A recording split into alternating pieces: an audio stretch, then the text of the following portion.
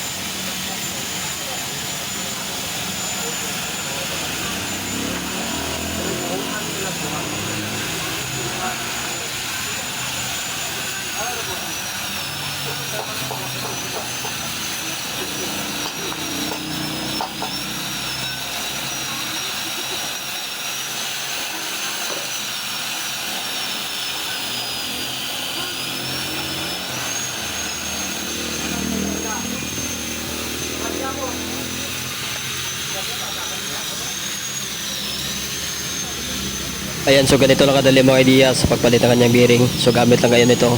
Heat gun natin para madali lang sipasok. Hindi na tayo pupukpok. Ayan. So gusto ito, ibalik lang natin yung lock at ikabit na natin sa kanyang motor.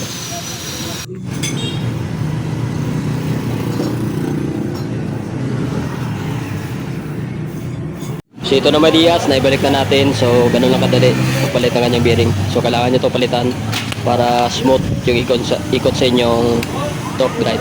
Ayan. So goods nito kanyang MIUI-MXI 125 na dating ginawa natin, ating in-overhaul at pinalitan ng transmission, mga gears niya. So goods nito kanyang MIUI-MXI 125 na E5. Ayan. Disk drive natin.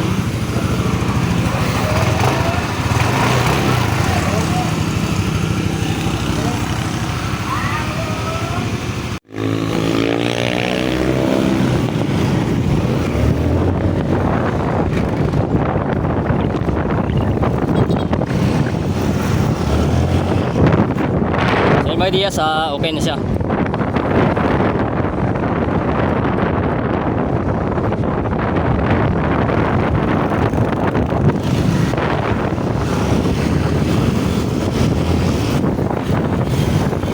So goods na goods.